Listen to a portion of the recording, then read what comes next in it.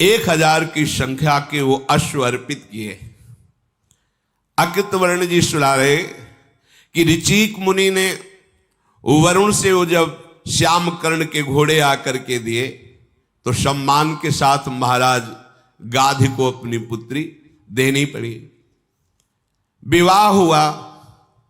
जब विवाह की बात सुनी तो ऋचिक जी के पिता महाराज भृगु वहां पधारे, अपनी पुत्र वधू राजकुमारी और पुत्र को देखकर बहुत प्रसन्न हुए। दोनों को आशीर्वाद दिया, दोनों ने पूजन किया, हाथ जोड़कर खड़े हो गए। तो भगवान भृगु जी ने कहा, पुत्र वधू पहली बार मिलन हुआ है, तुम जो चाहो वरदान मांग सकती हो, मेरे लिए कुछ भी अदेय नहीं है।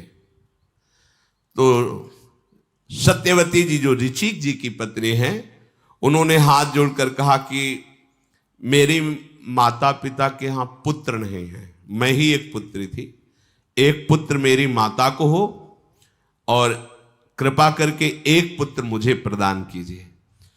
भृगु जी ने कहा, ठीक है, तुम स्नान करने के बाद वो पीपल का वृक्ष उसका आलिंगन करना, और ये मैं चरु बना रहा हूं, तुम इसको पाना, और अपनी मां को बुला लो, वो भी स्नान करे और बट वृक्ष का आलिंगन करे, और ये चरु अपने मां को पवा देना।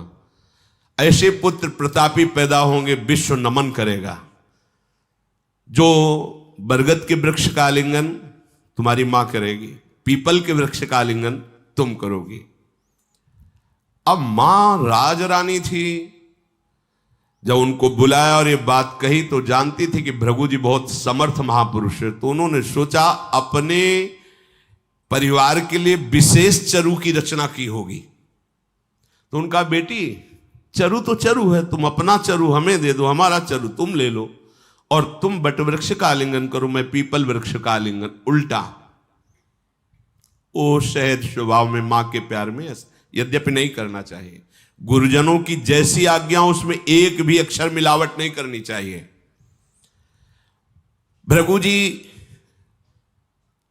जे भी ध्यान में बैठने को हुए तो संकेत हुआ, जैसे संत जन किसी के मन की बात वो ऐसे नहीं जानते कि तुम्हारे मन का चिंतन, ऐसा नहीं, वो जैसे मैसेज आता है ना, ऐसे संकेत आता है, तब एकदम ये साथ, तुम ऐसा क्यों कर रहे थे, ये नहीं कि हर समय तुम्हारे मन का निरीक्षण हो, ऐसा नहीं है। वो तो अपने आराध्य देव में लगे हुए हैं, वो आराध्य देव भेजते हैं, देखो ऐसी गलती हो गई, तो अचानक को एकदम दृष्टि जाती है कि आपने ऐसा। भृगु जी वहां आए और सत्यवती जो पुत्र वधू थी उनसे बोले, जैसा कहा था वैसा किया। तो वो संकोच में हो गई, भगवान मां के प्रेम के कारण उल्टा हो गया, तुम्हारी माता ने तुम्हें ठग लिया, तुम्हें हमारी आज्ञा का पालन करना चाहिए, माता की नहीं। अब यहां संकेत मिलता है कि जब किसी ऋषि सदगुरु महात्मा की आज्ञा हो तो उसे माता पिता की सलाह से नहीं, वो केवल उन्हीं से सलाह ले लीजिए। अगर संशय तो उन्हीं से पूछिए, किसी और से नहीं। ये नहीं कि वो घर परिवार वालों को से सलाह ले, नहीं, वो मोह युक्त है और वो ज्ञान युक्त बात है। तो किसी सदगुरु संत महात्मा ही के द्वारा जो आदेश हुआ है उसी से सलाह ली जाए, नहीं तो गड़बड़ हो जाएगा। अब तुम्हारा पुत्र ब्रह्म ऋषि नहीं होगा, होगा तुमसे, पर घोर क्षत्रिय स्वभाव वाला होगा, महाबलशाली होगा पर घोर क्षत्रिय स्वभाव वाला होगा। और तुम्हारी माता के जो पुत्र होगा वो ब्रह्म ऋषि पैदा होगा, उसके आचार विचार सब ब्राह्मणत्व से युक्त होगा, महापराक्रमी होगा, साधुओं के द्वारा सम्मानित होगा।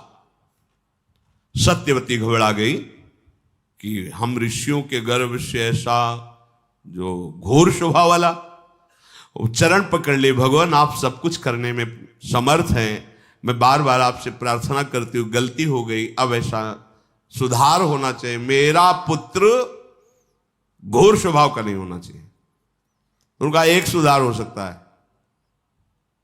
घोर स्वभाव का तो होगा लेकिन पौत्र होगा। तुम्हारी प्रार्थना से मैं प्रसन्न, इसलिए तुम्हारा पुत्र तो ब्रह्म ऋषि होगा लेकिन तुम्हारा पौत्र जो होगा अपार बलशाली और घोर स्वभाव का होगा। वो राजी हो गई। तो कुछ समय के बाद सत्यवती ने महर्षि जमदग्नि जी को जन्म दिया। जमदग्नि जी, जमदग्नि जी बाल्यावस्था से ही तपस्या, तेज, सबसे संपन्न और बिना पढ़े वेदों का ज्ञान भगवान भृगु जी की आशीर्वाद से सूर्य के समान तेज जिनके मुख से प्रकट हो रहा है, ऐसे धनुर्वेद स्वयं प्रकट होकर उनको शिक्षा, धनुर्वेद प्रकट होकर शिक्षा दिए। महातपस्वी जमदग्नि जी वेदाध्ययन, तपस्या, शौच, संतोष, यम, नियम इनके पाल, देवता भी आश्चर्यचकित हो गए, ऐसा जमदग्नि जी का साधन। जमदग्नि जी जब युवावस्था को प्राप्त हुए तो कैसे इस सृष्टि को आगे बढ़ाएं, तो उस समय के बहुत प्रसिद्ध धर्मात्मा राजा प्रसेनजित थे, उनके यहां गए और कहा कि मैंने सुना है तुम्हारी पुत्री का नाम रेणुका है और बहुत सुशील, व्रतधारी, संयमी है। मेरा नाम जमदग्नि है, मैं ऋषियों की परंपरा से युक्त हूं, तुम्हारी कन्या को मांगता हूं। मुनि ने जब ऐसा कहा तो आनंदित होकर चरणों में प्रणाम करके उन्होंने अपनी राजकुमारी रेणुका जी को जमदग्नि जी को दे दिया।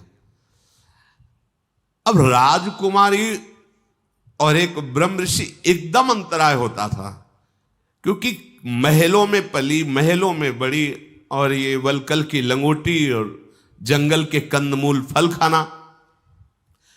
राजकुमारी रेणुका भगवान के समान उनको पूछ करके कि हमारे प्रभु हैं, उनके साथ रहने लगी और तपस्या का अभ्यास करने लगी।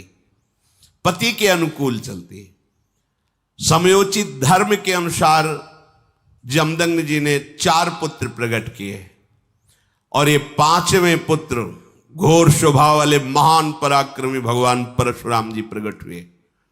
यद्यपि अवस्था में 5वें छोटे थे, लेकिन बल में और गुणों में सबसे बड़े चढ़े थे। एक दिन की घटना है, बड़ी सावधानी की।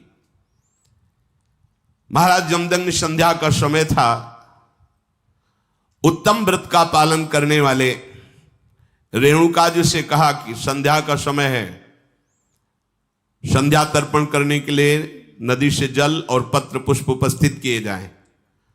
वो नदी के तट पर गई। वहां मार्तिकावत देश का राजा चित्ररथ कमलों की माला पहने हुए बहुत सी स्त्रियों के साथ जल क्रीड़ा, मनोरंजन, विहार।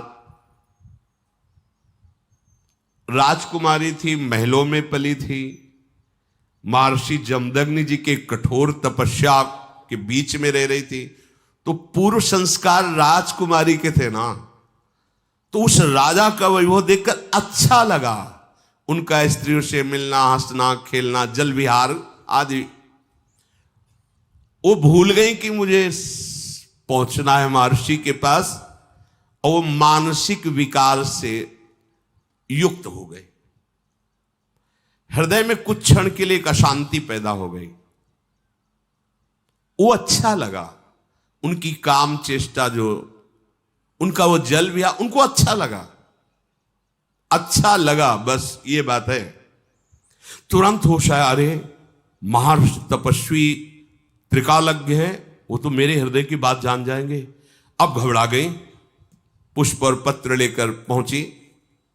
एक दृष्टि में जमदग्नि जी ने देखा विलंब कैसे, घबरा गई। कैसे बतावे कि राजा स्त्रियों के साथ जल केली कर रहा था, उसे देखकर मेरे मन में ऐसा।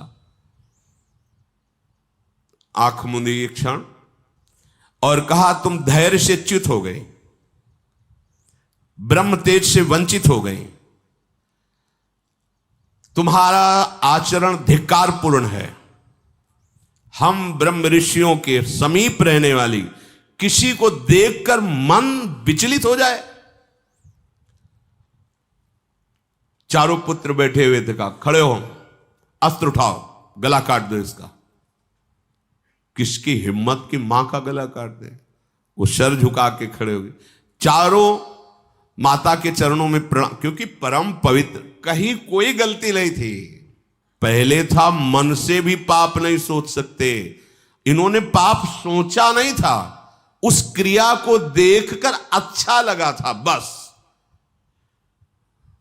जीना मुश्किल हो जाए। अब देखो अगर ऐसे दंड मिलने लगे ना, इसीलिए कहते हैं हमारी अलवेली सरकार लाडली जो है, तो उन्हीं के बल से छाती ठोक के कहते भगवत प्राप्ति हो जाएगी। ये तो भगवत प्राप्ति, दिन में हजारों बार झूठ बोलते होंगे। हेलो आप कहां हो? वह इस समय तो हम आगरे में हैं और हैं वृंदावन में, बगल वाली गली के घर से बात कर रहे हैं और झूठ पूरा बोलते चले। हम धर्म से भी नहीं चल पा रहे। बोले हम कसम से कहते हैं, ये जो कपड़ा है ना आपको जो दिखा रहे हैं, बस आपके कारण 120 रुपया मीटर कह रहे हैं, ये कसम से कह रहे हैं। ये बिल्कुल इतना मुनाफा नहीं है, और 70 रुपया मीटर का है। 1 मिनट में कसम झूठी 30, 40, 50 रुपया के लिए खा गए। मतलब अगर जांच की जाए तो धर्म से भी चलना मुश्किल हो, फिर भगवत प्राप्ति। लेकिन चाहे जैसा दुराचारी पापाचारी क्यों न रहा हो, मेरी लाडली के गोरे चरणारविंद का आश्रय ले लिया और राधा राधा, तो इतनी अलवेली सरकार, अलवेली सी लिखा गया, अलवेली सरकार जा माफ किया, चल आनंद हो। श्री जी आगे उसको बढ़ा देती। नहीं तो भगवत प्राप्ति, तभी तो कहा गया अत्यंत कठिन भगवत प्राप्ति है। इस अपराध का क्या दंड दे रहे हैं जमदग्नि जी? गला काट दो। चारों पुत्र सर झुकाकर खड़े हो गए माता के चरणों में प्रणाम करके, क्योंकि कभी कोई गलती नहीं की थी। महर्षि देखा कि मेरी आज्ञा का पालन पुत्र भी नहीं कर रहे, तो उनका जाओ विचार शक्तिहीन हो जाओ, तुम्हारी बुद्धि जड़, अर्थात तुम सब पागल हो जाओ, घूमो ऐसे ही घास फूस बटोरते। उसी समय देखा कि फरसा धारण के अमित तेजस्वी भगवान परशुराम जी पधारे। जमदग्नि जी को प्रणाम किया उन्होंने कहा, बेटा बिना कुछ विचार किए मेरी आज्ञा का पालन करो, अपनी माता का सर काट दो। प्रणाम किया और तत्काल फरसे से सर काट दिया, माता का सर काट दिया। जब सर काट दिया तो उनका कोप शांत हुआ, प्रसन्न होकर बोले, बेटा तुमने जो हमारी आज्ञा का पालन किया इससे मैं बहुत प्रसन्न हूं, कोई ऐसा नहीं कर सकता था, तुम ही हो कि पिता की आज्ञा का पालन किया। बोलो तुम्हारी क्या कामना है? तो उनका मेरी मां पुनः जीवित हो जाए और उनको कभी स्मृति भी ना आवे कि मैंने प्रहार किया था। तथास्तु। जानते थे भगवान परशुराम जी की मेरे पिता इतने सामर्थ्यशाली, उनको कभी इस घटना की स्मृति भी ना आवे। बोले तथास्तु। और दूसरी बात, मेरे भाइयों को जो आपने शाप दे दिया है कि वो जड़वत पागलवत हो जाए, तो मैं आपसे प्रार्थना करता हूं पुनः वो स्वस्थ और विवेकवान हो जाए। उनका तथास्तु, ऐसा ही हो। महातपस्वी जमदग्नि जी वरदान दे करके, उनकी परशुराम जी की जो इच्छा थी कि भाई भी स्वस्थ हो और मां भी स्वस्थ हो, उनके पुत्र आनंद मगन होकर पुनः विवेक को प्राप्त किए। एक दिन की बात है कि यह शास्त्रावाऊ अर्जुन जमदग्नि जी के आश्रम पर आया। रेणुका जी ने सूचना दी कि ये राजा पधारा हुआ है जिसकी 1000 भुजाएं हैं। हाँ हाँ, राजा भगवान का स्वरूप होता है, उसका अतिथि सत्कार किया जाए। तो भगवान जमदग्नि जी ने और रेणुका जी ने जो पत्र पुष्प राजा को अर्घपाद्य देकर बैठाला, सेवा की। उसने सेवा स्वीकार की और कहा आश्रम को नष्ट कर दिया जाए। बड़ा बलवान था, सब वृक्ष और कुटिया सब विध्वंस कर दिया गया और होम धेनु जो गाय थी उससे बलपूर्वक घसीट करके ले गए। जब परशुराम जी नित्य दर्शन करने पिता के आते थे, एकांत में तपस्या और एक बार आकर प्रणाम करना। जब वहां आए तो देखा आश्रम उजड़ा हुआ। पूछा होमधेनु भी नहीं, तो उन्होंने कहा कि वो शास्त्रावाऊ अर्जुन ऐसा उपद्रव करके और ऐसा चला गया है। बड़े शांत भाव में जमदग्नि जी, इतनी सामर्थ्य उसकी, ये जानते हुए कि आप ब्रह्म ऋषि हैं, ऐसा अपराध। प्रणाम किया, फरसा उठाया और वो अभी नगर में प्रवेश ही करने वाला था, ललकारा उसको। परिक के समान मोटी भुजाएं उसकी, दत्तात्रेय जी के वरदान से पुष्ट भगवान परशुराम जी ने काट काट करके उसकी भुजाओं को उसको काट के बिछा दिया, क्योंकि वरदान भी देने वाले भी वही और काटने वाले भी तो वही हैं। भगवान के अवतार दत्तात्रेय जी तो भगवान के अवतार परशुराम जी। परशुराम जी संपूर्ण सैनिकों के साथ शास्त्रावा अर्जुन को काट के फेंक दिया। पुनः तपस्या में जब शास्त्रावा अर्जुन के पुत्रों को पता चला कि हमारे पिता को परशुराम जी ने काट डाला, सूचना कि परशुराम जी इस समय कहां है, तो उनका हो तुम एकांत में तप परायण है। और जमदग्नि बोले आश्रम में, बोले पिता की हत्या का सीधा पिता की हत्या तभी माना जाएगा कि हम बलवान हैं। और वो शास्त्रों सैनिक लेकर शास्त्रावा अर्जुन के पुत्र गए और जमदग्नि जी तो शांत भाव से बैठे हुए थे। तो उन्होंने कहा कि हमारे पिता की हत्या तुम्हारे पुत्र ने की है, तो उसके पिता की हत्या मैं करूंगा। तो बस उनके मुख से इतना ही निकल रहा था, राम राम राम, क्योंकि भगवान परशुराम तो राम राम राम। परशु धारण करने के कारण वैसे नाम राम ही है, परशु सहित बड़ नाम तुम्हारा। परशुराम इसलिए कहा गया, हर समय फरसा धारण करते थे, नहीं उनका नाम राम ही रखा। तो राम राम ऐसे पुकार रहे थे। उन आताताइयों ने इतने बाण मारे कि कोई भी अंग नहीं बचा महर्षि जमदग्नि का, और उनके प्राण निकल गए।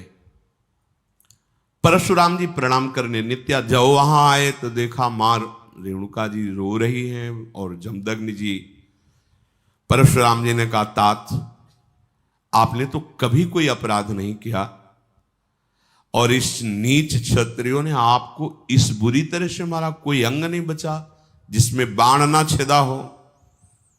पिताजी आप तो सदैव तप के मार्ग में चलने वाले, शास्त्र सम्मत मार्ग में चलने वाले, कभी किसी जीव का कोई अपराध नहीं, तो ऐसी मृत्यु कैसे उचित हो सकती है? जो तपस्या में संलग्न है या युद्ध से विरत है या वृद्ध है, ऐसे का कभी वध नहीं किया जाता, शास्त्र सिद्धांत है। भगवान परशुराम जी ने कहा कि निर्लज्ज राजकुमार जन ये नहीं जाने कि आप वृद्ध भी हैं, तपस्वी भी हैं और युद्ध से विरत भी हैं। असहाय पुरुषों के समान मार डाला। भांति भांति से विलाप करके करुण क्रंदन करने लगे भगवान परशुराम। फिर मानो साक्षात यम प्रकट हो गए, ऐसे क्रोध से लाल आंखें हो गई, और उन्होंने हाथ में जल लिया और कहा इस वंश का विनाश कर दूंगा, एक भी इस वंश में नहीं रहने दूंगा। क्षत्रिय शिरोमणि युधिष्ठिर जी, भगवान परशुराम जी ने जब संकल्प किया तो पृथ्वी थर्रा उठी, और हमारे गुरुदेव भगवान परशुराम ने अकृतवर्ण जी कह रहे 21 बार घूम घूम करके समस्त भूमंडल के राजाओं का नाश किया, कुल के कुल विनाश कर दिए। हर्षाल अमोघ बलशाली, कुंड के कुंड रक्त से भर गए। भगवान परशुराम जी का एक घोर कर्म देख करके जमदग्नि जी के पिता ऋचिक वो प्रकट हुए और कहा, जमदग्नि कुमार बस हो गया, अब एक भी क्षत्रिय का वध नहीं करोगे, तपस्या करो, यज्ञ करो, मंत्राकार वृत्ति करो, जो ऋषियों का धर्म है। ये ऋषि धर्म नहीं है, आप घोर स्वभाव से जो विचरण करते हुए अब बस।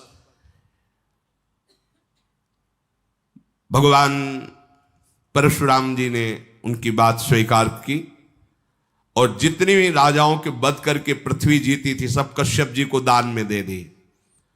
संपूर्ण जगत जो आताताई राक्षस स्वभाव के क्षत्रिय थे, इनके नाश से सुखी हुआ।